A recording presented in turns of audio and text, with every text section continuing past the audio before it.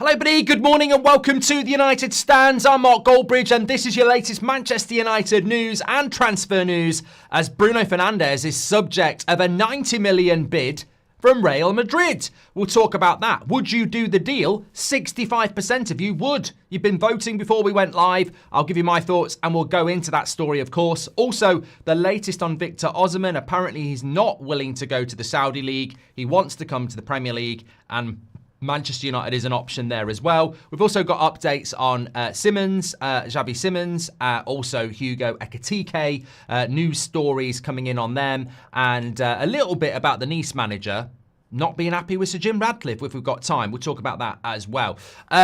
It's Sunday morning. I always like the Sunday morning show because traditionally as a kid, we used to get the Sunday papers and different journalists work on a Sunday to the week. So you do get different stories. And I think we've got a few of those this morning for you as well. None more so than this Bruno Fernandes story. It's 11 o'clock in the UK.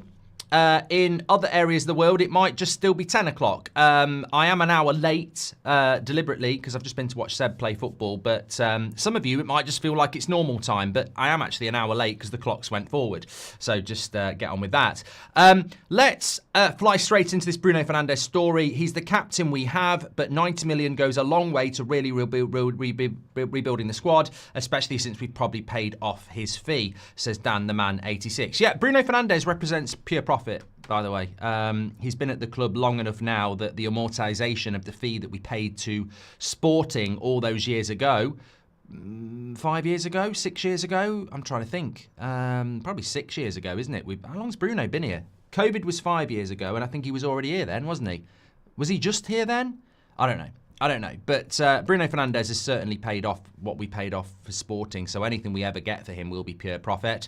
He is 30 years of age. He will be 31 in September. The story coming in this morning, and it's around a lot of outlets. I don't actually... Well, I'll tell you what I think about the story in a minute, but it is out there. Real Madrid want Bruno Fernandes and would be willing to offer £90 million for him.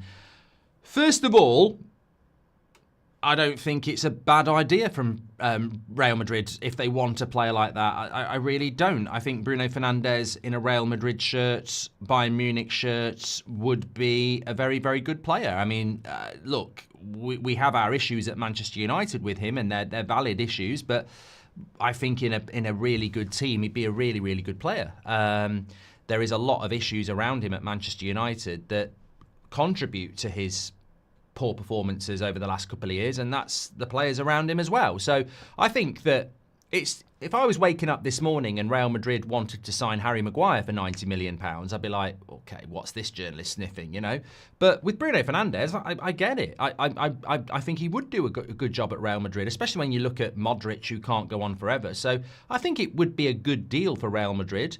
I don't think they'd want to spend £90 million, by the way. Would I do the deal? Well, the question put to you this morning was, would you do it? Would you sell Bruno Fernandes for £90 million? And 64% of you have said yes, which I'm quite surprised about, but I don't think it's a reflection on not liking Bruno. I think it's more of a reflection of it's £90 million for somebody who's going to be 31 in 4 months' time. And therefore, you know, is it just a business transaction? Yeah, we've had a few people voting on this, over 4,000 already, and 64% of you would do it.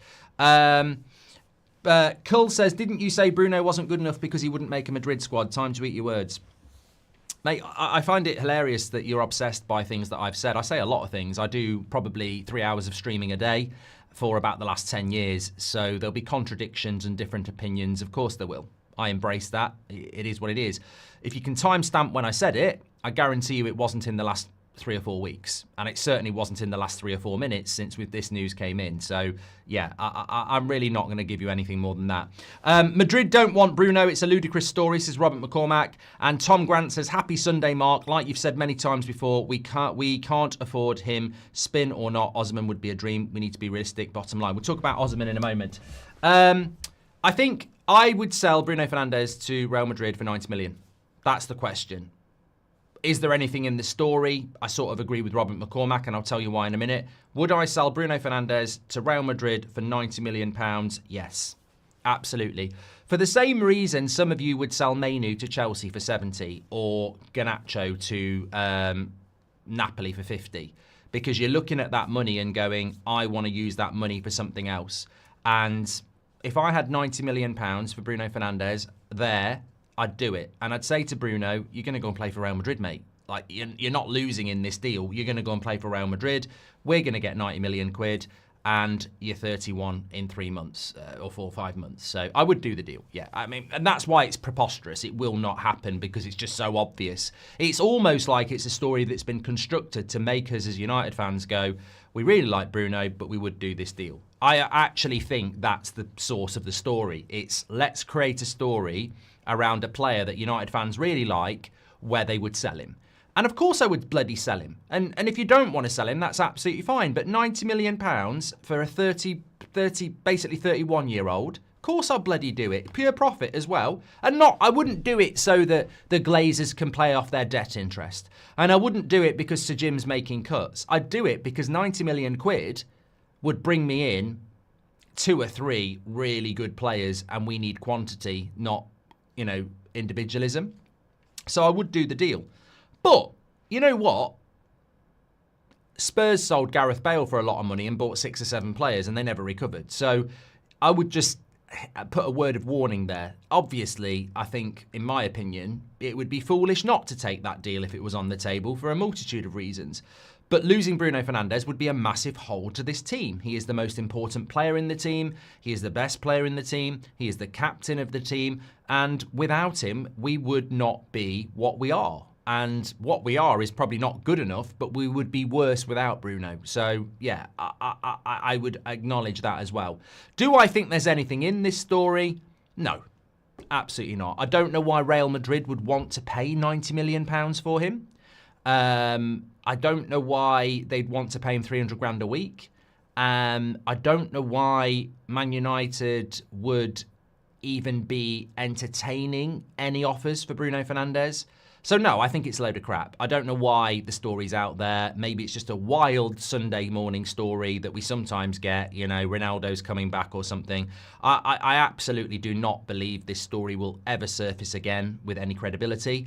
But it does generate a rather interesting conversation because I actually think at Real Madrid, at his stage of his career, and probably only in the last few weeks and months would I say this, the way he's evolving into a midfielder and the way that Modric is not going to keep going forever, I could see Bruno Fernandes in a Real Madrid shirt behind a Bellingham doing quite a good job, just dictating the play and, the energy he brings. I think he'd be a good player for Real Madrid, not as a 10, as a midfielder, which is what he is at United now. I've been very reluctant and resistant to this.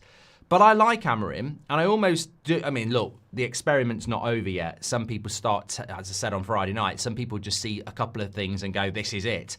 I'm not overly happy about Bruno Fernandes being a midfielder. But in recent weeks, it's worked quite well. Now, can it work well to get us into the top 4? Can it work well away at Newcastle against Man City next week? It's fine against Leicester, it's fine against Sociedad, but can it work well against the teams that we need to be doing well against? But Bruno Fernandes is going to be a midfielder from now on. He's not going to be a number 10. So I could see why Real Madrid would look at him and go, he'd be brilliant for the next 4 or 5 years. He'd be brilliant for us. But they're not going to pay 90 million quid to do it. And I don't think they're going to do it either. But I would do the deal. It's a hypothetical. I would do the deal. We're not going to get 90 million for any other player, but I don't feel this is true. Remember, Real Madrid just waited for Trent and Mbappe to run down their contracts. They won't pay over 20 million for Euro. Very good points, Patrick. Always there, the voice of reason. Ray S said, if you got 90 for Bruno, you could get Cunha and Trincao. You could.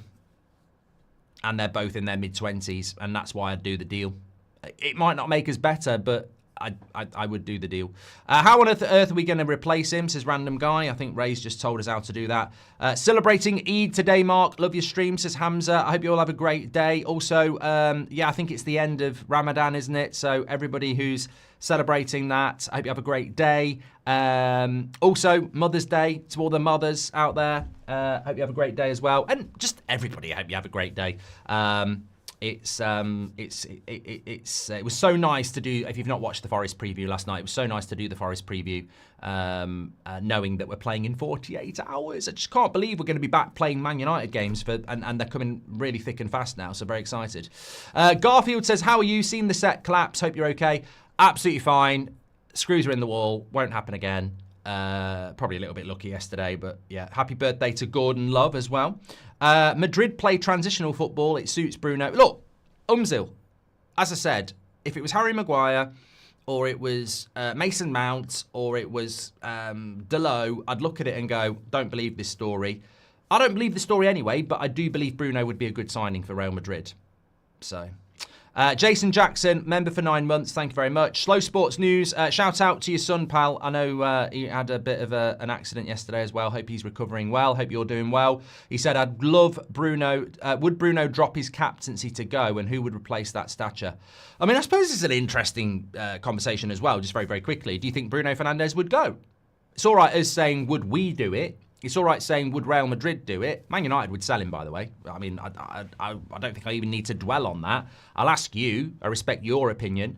I'd consider Real Madrid and whether they would do it, and I think he would be good for them. Would Man United sell him? Man United would sell their own bloody grandma. They'd dig her up if she's dead. You know, the Man United at the moment are 100% they would sell him. So we don't even need to ask that. Would Bruno Fernandes go to Real Madrid? I think if Manchester United said we've had an offer that we want to accept, he'd go. He'd go. Because it's Real Madrid. I don't think Bruno Fernandes is interested in going to the Saudi League at the moment, with all due respect. I don't think he'd be interested in going to Manchester City or Arsenal or Liverpool. I don't think he'd be interested in PSG, maybe not even Bayern Munich. But I think Real Madrid or Barcelona, if Man United said to Bruno, we've had a good offer, we're considering accepting it. If you're interested in going, I think he probably would go to Real Madrid or Barcelona, and I wouldn't have a massive problem with it. He's been a brilliant servant to this. He's been a brilliant servant to this football club, and hypothetically, if that offer came and United accepted it, and it was a good offer, I think Bruno would take it, and I don't think we'd have a problem with it. I mean, I'm at the front of the queue to say Man United's a bigger club than Real Madrid. Red tinted glasses, I'm right at the front of the queue. But I'm also a realist. Real Madrid are a bigger club than Man United, despite what I just said. To a player, they are. Happy Sunday, like you've said many times before. I've done that one from Tom Grant. Anyway, 65% of you would do the deal. Do I think it's true? Look, a lot of people are talking about it this morning. It's FA Cup weekend. It's not like there's no football. It's not last weekend. So there could be something to it.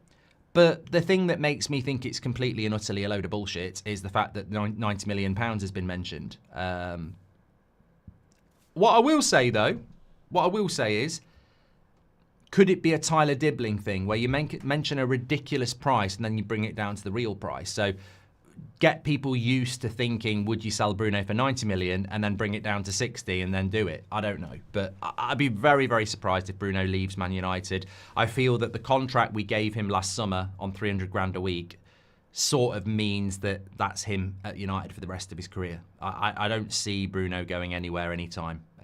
Somebody said it on our watch along yesterday, actually. Do you think Bruno, good question. They said, do you think Bruno might knock on the door in the next 12 months of Amorim and say that ambition is not matching his and he wants to go? And I said, and I'll say it to you now, what justification has Bruno Fernandes got to knock on the door and say, you're not matching my ambitions, I want to go? Because to do that, you'd need to have an exit route. And who is going to give Bruno Fernandes at 31 an exit route on 300 grand a week? I don't think there's many clubs that would do that. So I think Bruno's here for another 4 or 5 years. That's my thought. Could Bruno want to leave? Mark, might be his last chance to win major trophies. I think we sort of answered that, Jam. And Umzi says, we get 180 million from Europa League and Bruno. Yeah, not far off, yeah. As Old Trafford walls fall, so does Goldbridge's, says Tom Grant. Hi, Mark. Keep, bench, sell, Garnacho, Rasmus and Ahmad. Yeah, I'm not doing that, Bulky. I'll leave it to the chat. I'm not doing that because they're 3 players that I want to do well, and I'm happy to do keep, bench, sell, but I don't really see the... Well, I'd keep all 3. I don't want to sell any of them. And I don't want to bench any of them. I want to start all of them at the moment. So maybe that's one to revisit in the summer, because I wouldn't sell any of those 3 players. Yeah. Would you, if I had to sell one of them?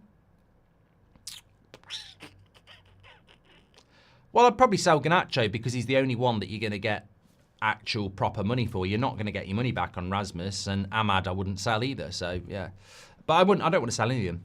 Tejas says, with Bruno, would you do it for 50 million? Happy Sunday to our fantastic community. Love that, Tejas.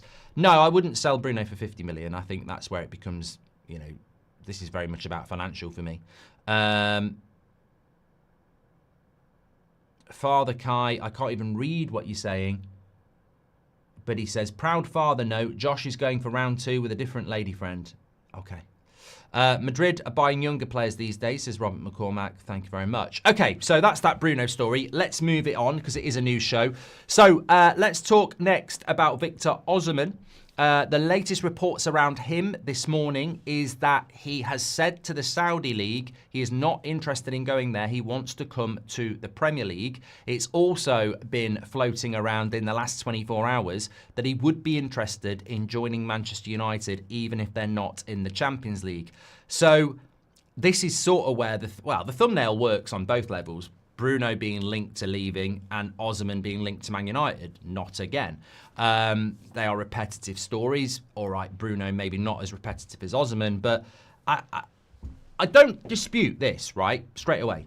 I'll call out crap stories, and I don't dispute these stories going round about Osimhen today that he's basically said to the Saudi League he wants to come to the Premier League and that he'd come to Man United even if they're not in the Champions League. I completely agree with this story. I think it is validated, true, and correct. And I'll tell you why. Victor Osimhen, I've not linked in with anybody to do with Osimhen or this story, or I've not messaged any Romanos or anything like that to ask them. This is just purely my opinion. I've not had any update on Osimhen for about 2 weeks. But I'll give you my theory based on updates I've had weeks ago. Osimhen agency shop window. That's all this is. They want to do the best for Victor Osimhen, and they want to get him the best deal on the best money this summer. So the way to do that is open the door to a Man United move, open the door to a Premier League move, open the door to a PSG move, open all the doors and see what's inside, and then take the best option. And that's exactly what Rob Zombie says. They just want options. So if you're a United fan getting excited this morning saying, oh, we'd come to United even if we're not in the Champions League, if I'm the agent of Osimhen and I'm fielding inquiries from the media and from other clubs, I'm 100% going to say, yeah, happy for it to be put out there that Osimhen would go to Man United even if they're not in the Champions League. You know why you do that? Because if you're selling your house and someone knocks on the door and says, I'm interested in buying your house, but I might not get the mortgage offer from the mortgage company to buy it, don't worry about that. You just put an offer in. It's absolutely fine. Because if they put an offer in and then someone else who's got the money puts an offer in, I can say, we've had another offer. It's a legitimate offer, even though they might not get the money for it. So keeping the door open to Man United, despite not being in the Champions League, is just a clever selling tactic. Some people will read it, oh, he desperately wants to come to Man United. He'd come even if we're not in the Champions League. I read it as, yeah, we're open to offers from everybody. You know, we're not ruling anything out. We're not ruling out Man United. We're not ruling out Newcastle. We're not ruling anybody out. Everybody is welcome to put a bid in. And that's all this is. So you got to be very perceptive about the way agents work, transfers work. And it's going to be a very, very competitive striker market. Now, hopefully we're going to be in it. I've got a bit of an update on Ekitike. But there's Ekitike, there's Gyökeres, there's Osimhen, there is Sesko, there is Mateta, there is Jonathan David, there is Liam Delap. That's 7 straight away off the top of my head. And what about Boniface and a couple of others? So it's a very, very competitive striker market this summer. Now, that's difficult for United because there's a lot of competition, but it's also difficult for the striker. If you want to play for Arsenal, and Arsenal are looking at Sesko and Gyökeres, you're sort of like, I want to play for Arsenal. So they're human beings, and they will want what they want. But you know what? A little call into Arsenal saying United are close to a deal might make them go, let's go for Osimhen. So I think, I just think this is natural. I didn't see that story about Osimhen will come to Man United even if we're not in the Champions League and go, oh, that means he's coming to us. I'll give you my thought on that in a moment. But what I did think was this is just classic negotiating.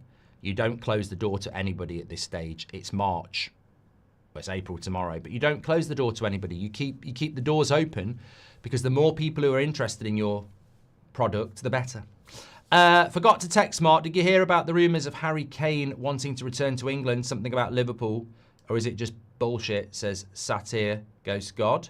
I'm sure Harry Kane will come back to England. I mean, he doesn't suit Man United. Like, I know that sounds a really stupid thing to say, but Harry Kane is world class, but he frustrates me for England because England need a guy that plays on the last man and gets in behind, and he just wants to drop in. He sometimes, Harry Kane legitimately sometimes plays in the number 6 role. He drops that deep. We don't need a striker like that. We've got 2 10s and 2 wide players. We do not need, and we've got Bruno in the midfield. We do not need a number. We don't need a striker that drops in and becomes part of the build-up. We honestly, systematically, if somebody said Ollie Watkins or Harry Kane is better than Ollie Watkins, but the way he plays, Watkins would suit us better. So Harry Kane wouldn't even suit the way we want to play now. But he might come back to England, and he probably would get linked to us. Thank you very much to Toe Jam asking about that. Just on Osimhen and Manchester United, by the way, they may not be closing the door to a move to Manchester United, which is very intelligent from Osimhen and his agent, and I understand that completely. Do I think Man United can do this deal? No. And I'll tell you why. How do we do this deal? There will be competition for Osimhen. We won't have a clear run at him. That's not going to happen. He is 26. His release clause is £62 million, and he's a proven goal scorer. That is, whether it's cheap, it ain't expensive. Whether it's a bargain, it's definitely fair value. So I think that when I look at it, somebody is going to pay that release clause. And when it's a release clause, Napoli get the £62 million now. Release clauses have to be paid in their entirety. So for United to do that deal, we haven't got 62 million to go, there you go. We've got to do pay-as-you-go deals where year 1 it's 10. So we'd have to go higher than 62 million. We're not buying Osimhen and Gyökeres because we don't want to buy older players. We're not buying them because we can't afford it. They can pretend it's about we want younger players. It's nothing to do with younger players. We can't compete for those players because we don't have that amount of money up front. We've got to do deals where it's pay as you go. So I don't think we're in for Osimhen. I just think Osimhen's agents are using United to, keep the door open. Which I understand. Robert McCormack says Kane would be our best 9, 10 and 8, and Robert McCormack would be over the moon. What's more fragile, Luke Shaw or an iPhone with no case? Says it's CJR. He's fit at the moment, mate. He's fit at the moment, and that's all that matters. Hopefully that can stay. I mean, look, I sort of want to talk about this on the 8 o'clock show tonight. Like, maybe not in the first half an hour, but if we get time in the last half an hour, I certainly want to talk about, can Mason Mount turn it around at Man United? Can Luke Shaw turn it around at Man United? But honestly, them training at Carrington, so what? Playing against Newcastle at St James's Park in an intense environment where they're trying to get top 5 for half an hour. Let's see if your body can deal with it. That's all that matters. High-fiving and smiling at Carrington, running around with your mates. So what? Can you deal with the intensity of what is the modern-day game? And the modern day game is, in my opinion, completely and utterly diluted, and there's too much football. But, you know, we look at people like Garnacho, Delot, Bruno. They can play football day in, day out, week in, week out, month in, month out, because their bodies are able to do it. Can Luke Shaw and Mason Mount play the intensity of football that is required now? Now, somebody might be able to say to me, you know, in the case of Mason Mount, if he could play one game a week, he'd stay fit. He'd probably only get injured once a season if he could play one game a week. And Luke Shaw, if he could play one game every 2 weeks, he'd probably only get injured once a season. It's the intensity of the games and the frequency of the games that cause them to get injured, because they're doing things more frequently and their bodies can't deal with it. That might be a very logical explanation. And I've heard it before with other players. Like years and years ago, there used to be, well, Paul McGrath, if you remember him, Ledley King, both centre-backs, both had knees that were basically done. They couldn't even train. I mean, imagine a scenario like this. Ledley King couldn't train in between games. He could only play games. His knees got that bad, he could only play one game a week, and he couldn't train. But when he played, he was a bloody good centre-back, but he couldn't train and he couldn't play twice a week. So it's been established for years that certain bodies just can't deal with the intensity of, and that was 20 years ago.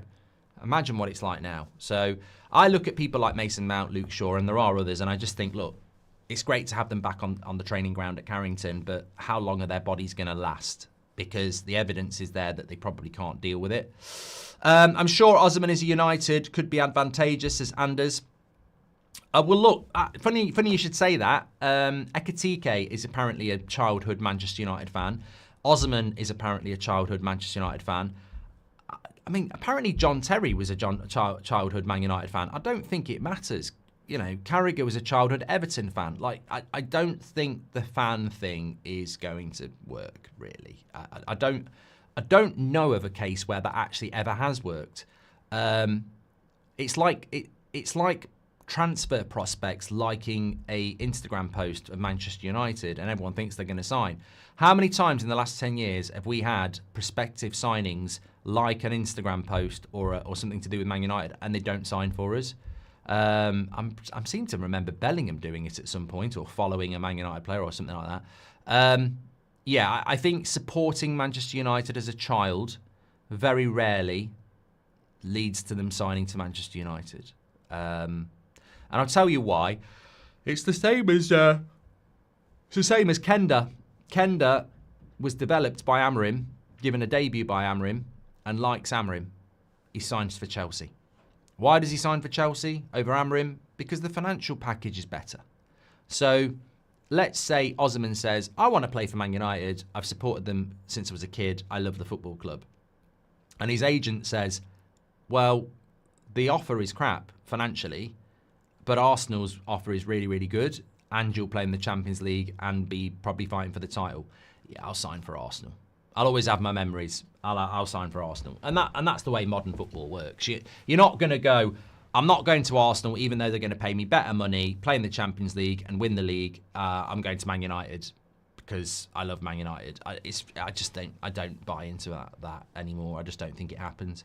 Robert McCormack says, I don't think Darren Anderton would survive nowadays. So, no, he wouldn't. He wouldn't. Definitely wouldn't. And that's my concern about some of the players we've got. I just don't think they're capable of dealing with it.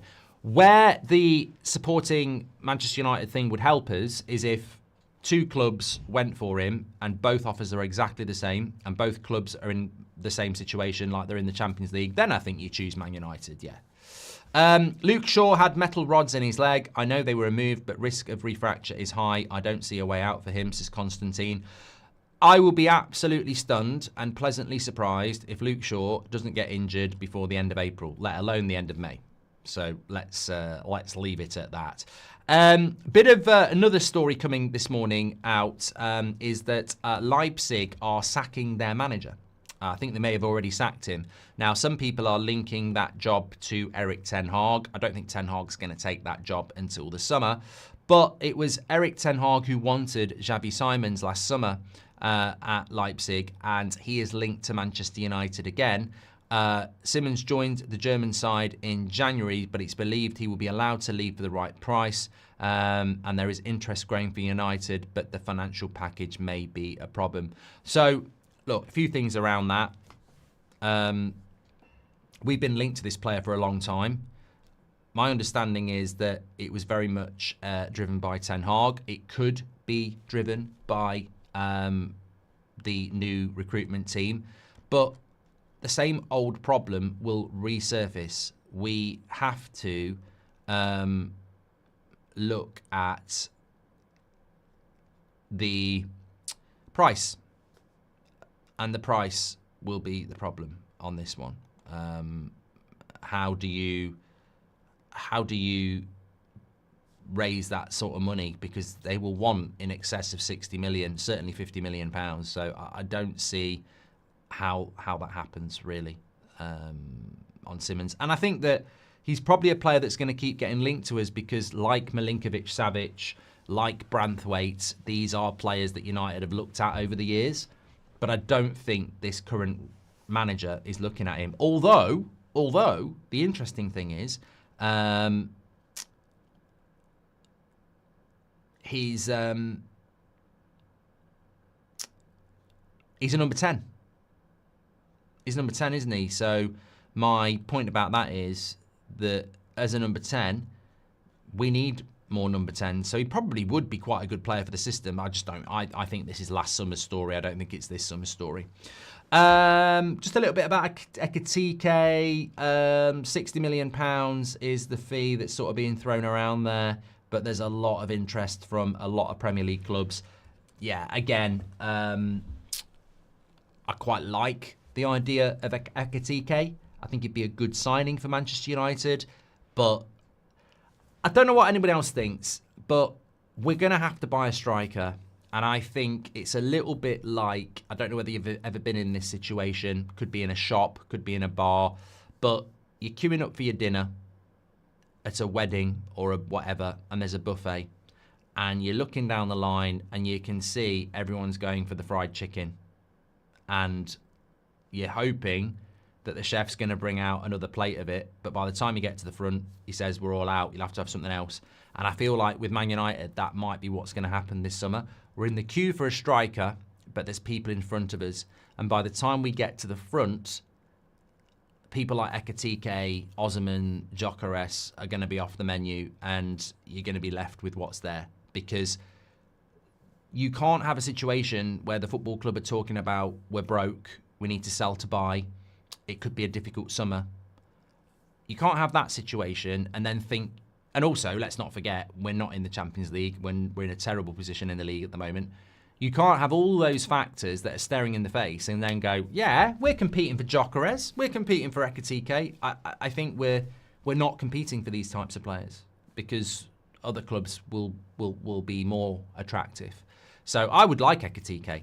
I would like Osimhen. I would like Gyökeres, but I just think that other clubs are going to be more cash rich, which is a big factor. But also, I think they're going to be more attractive, and I don't think we will look at it. I really don't. I wouldn't sell Bruno for any amount, says Acid23. He is the only one who gives everything on the pitch, regardless of performance. Who replaces him realistically? There's nothing wrong with that. There's nothing wrong with that. 36% of you wouldn't do the deal. It won't happen, by the way. This story of Real Madrid wanting to give United 90 million for Bruno, it won't happen. But 64% of you would do it if it was on the table. I would do it if it was on the table. You know, if somebody offered £100 million for Ahmad, would I do the deal? I'd certainly think about it. Like, everybody's got their price. If someone offered 80 million for De Ligt, I'd do it. Like, everybody's got a price in the modern game. I don't think there's any player in that squad that I'd say is unsellable. Everybody's got a price when you're doing a rebuild. I don't want to sell Bruno. I don't want to sell De Ligt. I don't want to sell Ahmad. But when you're doing a rebuild, you've got to look at it and go, sometimes that money would help us rebuild. But I don't know whether it would help us rebuild, because if we got £90 million, how much of it goes on debt interest and building a stadium? So I wouldn't sell Bruno to fucking fund a stadium. I think that's an important thing as well. I'm only saying if £90 million was offered for Bruno at 31, or nearly 31, it'd be stupid not to take the deal if you could reinvest it. If somebody said to me, it's 90 million for Bruno, but 45 million if it goes on debt interest, fuck off. I'm not doing that for 45 million. I'd want the full 90 million on him. And I'd sell De Ligt for 80 if the full money was going to go on replacements. But I'm not funding the Glazers. I'm not funding the stadium. That's not what I wouldn't do it for that. Not being in the Champions League is going to destroy us, says Lisa Reynolds. That's why the next few weeks are so big. Luke Shaw, we've done that one from Constantine. Just very, very quickly wanted to add this in as well. Remember the comments from Sir Jim Radcliffe about not watching the French league, even though he owns Nice, because the standard's not very good. The manager of Nice has basically come out and responded and said that, you know, he hasn't even seen a Nice match this season. He's speaking more about what he saw in the past with the people who were at the club then. We're here to make the club progress in order to be even better. We can be annoyed, that's obvious, but is it really worth staying annoyed for a long time? We've just got to keep working, enjoying ourselves and doing the best possible. We have to move on and continue on our path. So he's obviously ruffled a few feathers there, hasn't he, in Nice? And as I said before, like, people probably don't think much about that, but like, the way Sir Jim Radcliffe spoke about Nice was really derogatory. But a few years ago, he was speaking about them and the project in a really excitable way. So he just comes across as a guy who gets bored of one toy and then moves on to another. So I hope that's not going to happen with Manchester United, because what he said about Nice was quite, as I said, offensive. And he wasn't saying those things a few years ago. So fair play to the Nice manager for responding to it. But they're not actually doing too bad. I think aren't they fourth in the league at the moment? So, but yeah, Adwait says, what'll happen if we get knocked out of the Europa League?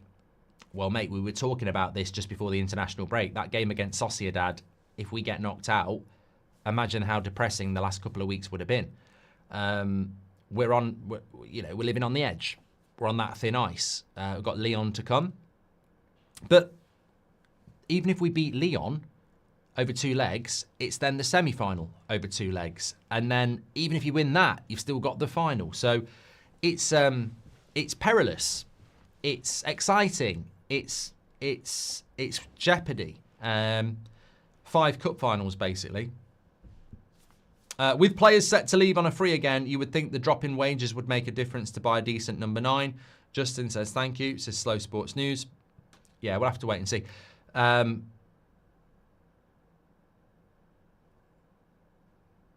sure, I know Amrin wants Gyökeres, but having the money to do it will be the issue.